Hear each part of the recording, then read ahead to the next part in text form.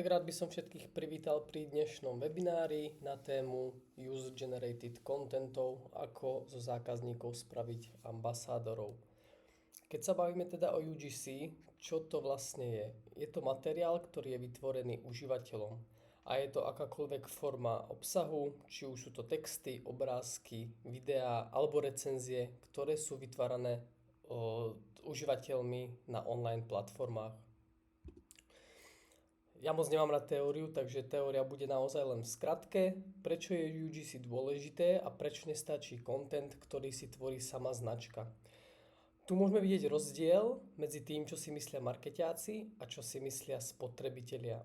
92% marketingových manažérov je presvedčených, že obsah, ktorý značka tvorí, pôsobí na spotrebiteľov autenticky. Avšak iba 51% spotrebiteľov si myslí, že ani polovica značiek netvorí obsah, ktorý by vyzeral autenticky. No a v podstate teóriu, keď preskočíme, pretože vieme, že UGC je potrebné, tak sa môžeme dostať k tomu, že teda UGC je potrebné, ale aké formy. Rozdelení na internete je množstvo a my sme si vyberali tieto 4 kategórie a je to teda príležitostné, interaktívne, zámerné a skúsenostné UGC. Každú z týchto kategórií si teraz bližšie rozvedieme. Keď sa bavíme o príležitostnom UGC, bavíme sa o obsahu, ktorý vzniká len tak mimochodom. Je najviac autentický, ale zároveň nemožno ho získať cieľene.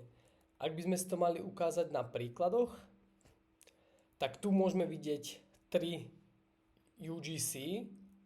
V každom bol záber, alebo teda myšlienka zameraná na nejakú konkrétnu vec, avšak v pozadí, alebo len tak mimochodom sa vo videách, alebo teda na fotkách objavil produkt, ktorý zaujal spotrebiteľov v komentároch.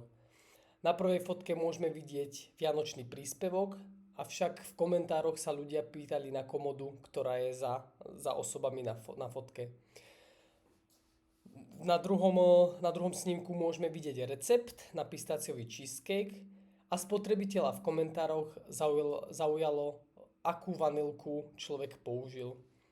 No a napríklad na tom treťom príklade môžeme vidieť rodinnú fotku, kde si len tak mimochodom v komentároch všimli pekný kabát, ktorý má človek na sebe a pýtali sa, odkiaľ tento kabát majú.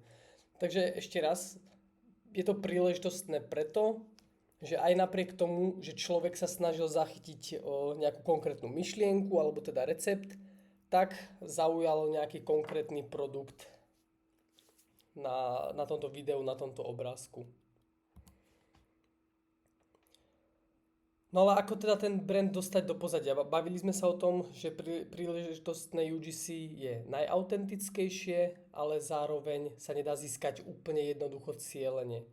Dá sa to spraviť v určitých prípadoch a ten brand sa dá dostať do pozadia. Ako príklad sme si vybrali brandové balenie, kedy môžeme vidieť obyčajný sáčok na pečivo. Na ľavej strane klasický hnedý sáčok, ktorý môže pekáreň napríklad použiť. Alebo na druhej strane môže pekáreň a teda brand využiť to, že na ten sáčok dá svoje logo. Ak je logo pekné, ak hrajú pekne farby tohto brandu, tak je veľká pravdepodobnosť, že keď človek ide do tejto pekárne a zachutí mu produkt, samozrejme je dôležitá kvalita služby alebo produktu, tak si môže dať tento produkt na svoje sociálne siete, môže dať napríklad stories alebo dať príspevok a v pozadí tým, že v podstate ten obal je pekný, tak zachytí nie len samotnú šišku alebo samotný donut, ale zachytí práve aj ten váš brand. A je to príležitostné UGC kvôli tomu, že v tomto prípade, tú fotku, ktorú vidíme, tam vôbec nešlo o nejaké promoznačky, išlo iba o zachytenie a odfotenie toho produktu, no a to logo, ktoré je pod šiškou, tak je tam príležitostne.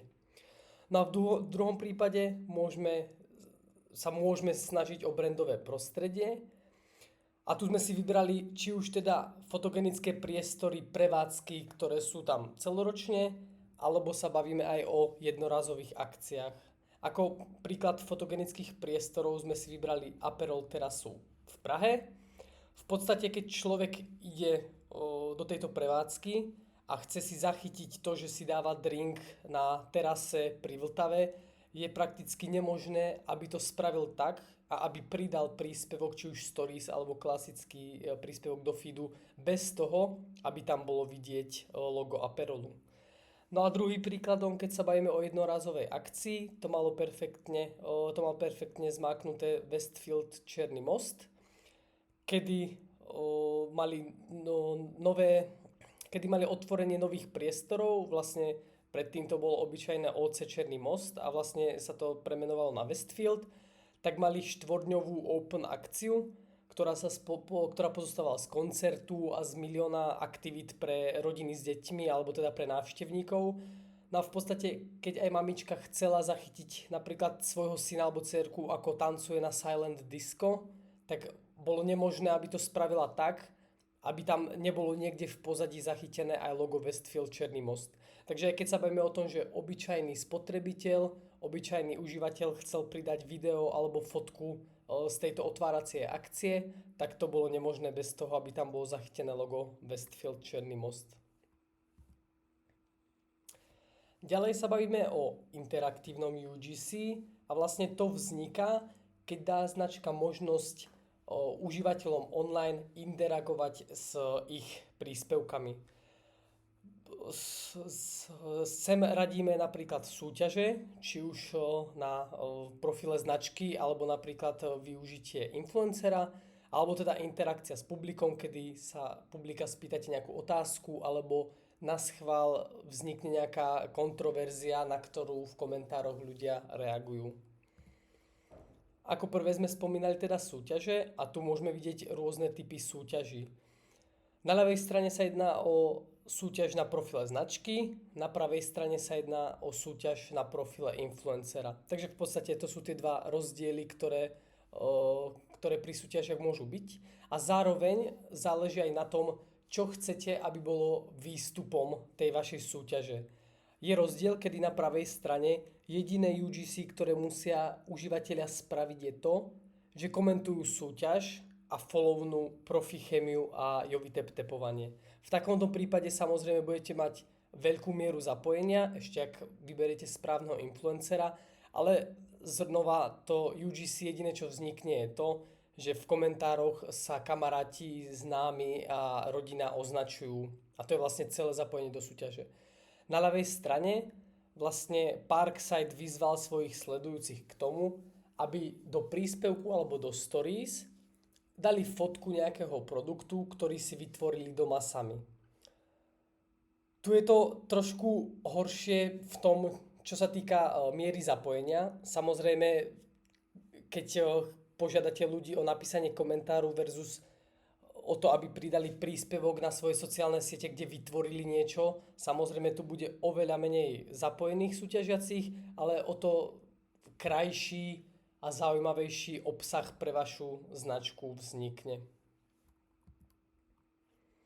Ďalej sa teda bavíme o tom, že môžete skúsiť vytvoriť nejakú kontroverziu.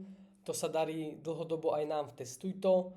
A tu sa konkrétne bavíme o tom, že sme spravili video, v ktorom sme boli ja za Slovensko a kolegyňa za Česko a pomenúvali sme najznámejšie osoby alebo najznámejšie predmety z filmu Harry Potter.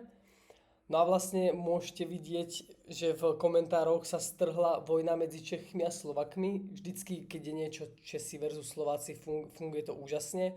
A zároveň ešte ja sa priznám, že moc tých názvov som nevedel. A tým pádom v podstate na komentároch sa obúvali aj do mňa, že prečo som bol vybraný práve ja, prečo tam dali niekoho, kto ten film videl. No a v podstate ako to UGC, ktoré v tomto prípade vznikalo, boli opäť komentáre, ale bolo ich hodne.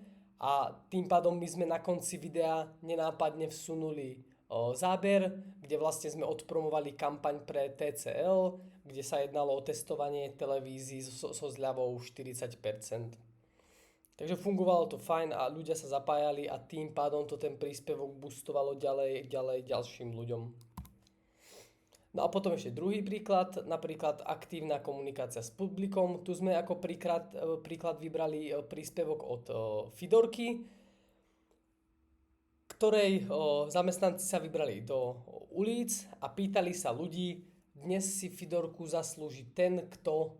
A vlastne ľudia v uliciach hovorili rôzne príklady toho, kto si zaslúži Fidorku. No a video samo o sebe bolo naozaj úspešné, malo fakt veľa srdiečok a čo spravila značka vlastne super bolo to, že oni vlastne ešte vyzvali aj online užívateľov, aby v komentároch doplnili vetu z videa. Tým pádom sa zase našli ľudia, ktorí vytvorili UGC v podobe komentárov a odpovedali vlastne na otázku z videa a aj vďaka tomu zase video pušovalo medzi viac a viac ľudí online. Ďalšou kategóriou je teda zámerné UGC. Tu sa bavíme o obsahu, ktorý má kvalitu o mnoho vyššiu. Bavíme sa teda o obsahu od influencerov alebo teda mikroinfluencerov a môže, ale nemusí ísť o spoluprácu. Prečo môže alebo nemusí? Tu môžeme vidieť dve videá od tej istej influencerky, avšak naľavo sa jedná o video, ktoré je platenou spoluprácou a napravo sa jedná o video bez platenej spolupráce. V podstate aj influenceri, aj mikroinfluenceri sú len ľudia a stane sa veľakrát, že ich nejaký produkt alebo nejaká služba alebo nejaké priestory nadchnú natoľko, že to na ten svoj Instagram zavesia bez toho, aby sa jednalo o platenú spoluprácu. A vlastne takýto príspevok, kedy influencer zazdieľa váš brand bez toho, aby ste mu zaplatili, tak to sa jedná ako o najlepší obsah, ktorý môžete získať. A hlavne to môžeme vidieť aj na tých reakciách. V podstate to video Dysonu na pravej strane, kde nešlo o platenú spoluprácu, má 8000 reakcií a to platené má 2000 reakcií. Ide o to, že aj keď sa ten influencer môže snažiť akokoľvek urobiť tú platenú spoluprácu, tak keď robí príspevok o niečom, čo sa mu naozaj páči a čo ho naozaj nadchlo, tak vždycky aj to video bude mať trochu inú emóciu a aj na tých sledovateľov to trochu inak pôsobí a pôsobí to autentickejšie a prívetivejšie. No a tu sa bavíme teda o tom, kedy sa jedná a nejedná o splatenú spoluprácu, no a existuje nejaká etika označovania. Čo všetko sa ráta ako reklamu. Všetko, čo tlačíte medzi ľudí, aby ste budovali značku alebo podporovali predaj vašich produktov, tak to je reklama. A tu teda spadá aj zámerné UGC. No a kto nesie zodpovednosť za označenie reklamy? Ste to vy ako značka, je to agentúra, alebo teda aj ten užívateľ, ten influencer. No a ako označovanie to nie je žiadna veda, ide o to, aby boli použité hashtagy spolupráce, reklama, alebo napríklad v texte robíme teraz na tomto projekte pre firmu XY. No a vlastne tu na ľavej strane môžete vidieť správne použitie hashtagov na tvojej spolupráci, to je to video, ktoré sme si už ukazovali. No a na pravej strane video, kde si ukážeme, ako by to nemalo vyzerať, pretože sa bavíme o naozaj obrovskom influencerovi, ktorý spravil video, postol ho na svojom profile a neoznačil spoluprácu. No a vlastne teraz vám to video ukážem a sami si povedzte, či to podľa vás bola reklama alebo nie. Všimnite si dodávku červenú, ktorá náhodou prešla cez cestu. A takisto ako aj vo vode sú milióny srdiečok, tak aj dodávka mala na sebe srdiečko. Wow. Takže naozaj sa našli ľudia, ktorí si to všimli, ktorých vlastne tento príspevok od influencera sklamal a nemalo by sa to diať. Toto by určite značka a ani influencer, mikroinfluencer robiť nemali. No a čo v prípade, že si nemôžete dovoliť influencera? No tak oslovte mikroinfluencerov. Sú to spotrebitelia so stovkami alebo menšími tisíckami sledujúcich a väčšinou produkt alebo službu spropagujú, keď ho dostanú zadarmo alebo so zľavou. No a v podstate sa môžeme dostať na cene pri stovkách mikroinfluencerov na tú istú sumu, čo si vypýta väčší influencer. My sme si pripravili niektoré case studies využitia mikroinfluencerov u nás v Testujto. No a v prvom prípade sa jednalo o stavebnice MyDear, kde sme rozdali 100 kusov stavebníc. No a okrem recenzií, o ktoré vlastne ako v Testujto hlavne ide, mikroinfluenceri vytvorili 47 instagramových príbehov. No a najväčší mikroinfluencer mal až 10 000 sledujúcich. No a tu sa bavíme o tom, že produkt, ktorý vlastne značka dala cez Testujto otestovať, bol naozaj pekný, bol farebný, bolo to pre deti, takže tie príbehy a tie príspevky, ktoré vznikali od našich testerov, od tých mikroinfluencerov, boli naozaj pekné a vyzeralo to naozaj super. Akože fakt krásna podpora značky. Ďalšia case study cez Testujto bola pre Henkel. Tu sa bavíme o trošku väčšom počte príspevkov. Konkrétne to boli 3 kampane a pri týchto 3 kampaniach vzniklo 875 príspevkov na Instagrame. Vlastne jednalo sa o značky Sajos, Taft a Got2b. No a vlastne tu aj môžete vidieť percentuálne rozloženie týchto testerov, ktorí pridávali príspevky na sociálne siete. Takže áno, drvivá väčšina boli teda maličkí mikroinfluenceri, ale našli sa aj testeri, ktorí mali tisíce followerov. No aby to nebolo teda len o Testujto, tak jedna case study využitia mikroinfluencerov aj v našej UGC appke Mailu. Bola to celoročná kampaň z Twiggy, celkovo sa jednalo o 5 kampaní v našej aplikácii, no a vzniklo 100 príspevkov na Instagrame. Tu sa bavíme o tom, že v Testujto ide hlavne o recenzie a príspevky, ktoré vzniknú na sociálnych sieťach, sú nejaké také plus, niečo k dobru. Ale keď sa bavíme o našej UGC aplikácii Mailu, tak tu vyslovene sú registrovaní užívateľia, ktorí rátajú s tým, že sa od nich výmenou za produkt zdarma alebo so zľavou vyžaduje content na sociálnych sieťach. Mami, nemáš pro mě nějakou energii? Jestliže mám. Twiggy oříškové tyčinky nás doprovázely na všech soutěžích, protože tam bylo třeba energii doplňovat. Díky nim jsme soutěžní sezónu zvládli skvěle. Takže to boli ukážky príspevkov, ktoré vznikli v aplikácii Mailu pre značku Twiggy a naozaj sa jednalo o videá priamo na profile týchto mikroinfluencerov, ktorí majú tisíce sledujúcich. No a samozrejme, keď sa bavíme o tom, že teda aj naši testeri, aj naša komunita tvorí príspevky na sociálnych sieťach, tak máme postražené to, aby naozaj títo testeri označovali svoje príspevky spoluprácou. Aby ľudia, ktorí tieto príspevky vidia, vedeli, že sa jedná o spoluprácu, aj keď nie je platenú, tak stále ten produkt dostávajú zadarmo, takže je potreba to označiť. No a posledným typom UGC je skúsenostné. Tu rátame hlavne teda recenzia a hodnotenia, ale nemusí ísť len o recenzie, ktoré sú na Heureke alebo na Alze. Jedná sa aj o komentáre zákazníkov, kedy hodnotia nejaký produkt. No a bavíme sa teda o tom, že to UGC jednak pridávajú spotrebitelia, ale tam to nemusí skončiť. To UGC, ktoré vytvoria spotrebitelia pre vašu značku, môžete využívať aj vy ďalej vo vašom marketingu.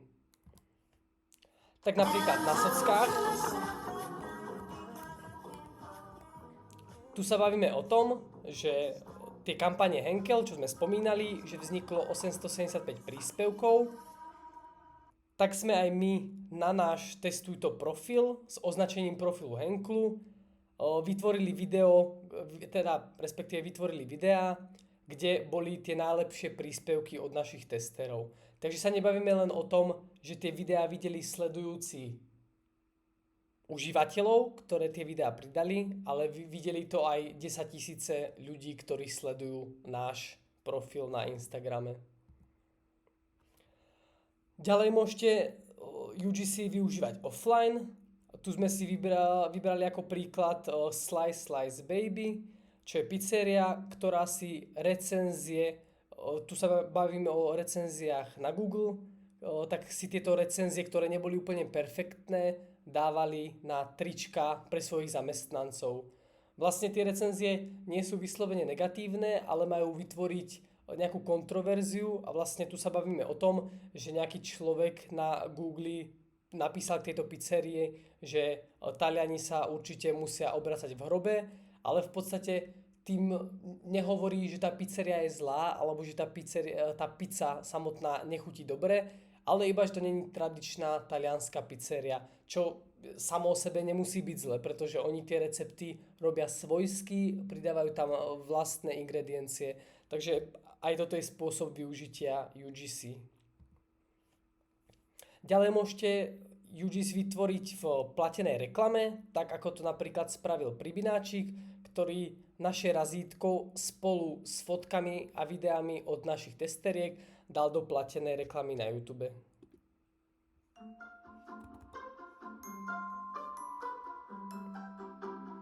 Tu môžeme vidieť tie fotky od našich testeriek. A tu môžeme vidieť razítko.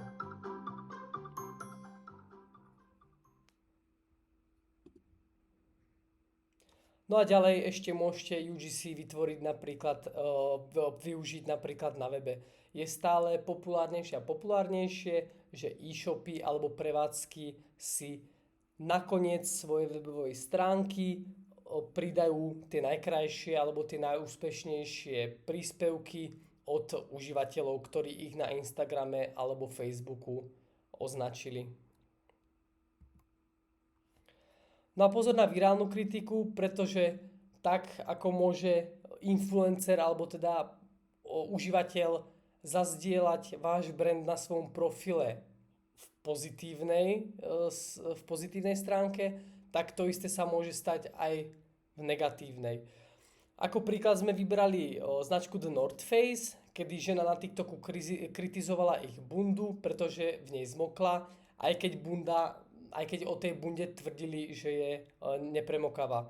Video malo krátkych 20 sekúnd, zákazník sa sťažuje, že premokol ako myš, no a video končí hláškou Waterproof my ass, no a tento príspevok mal viac než 1 000 000 lajkov. No a samozrejme značka s budžetom respektíve značka, keď na to má budžet, tak zareagovala adekvátne, kedy zobrali z kamennej predajne The North Face bundu, nasadli do vrtuľníku a v podstate tú bundu priamo zanesli tej ženskej priamo na to miesto, kde video natočila.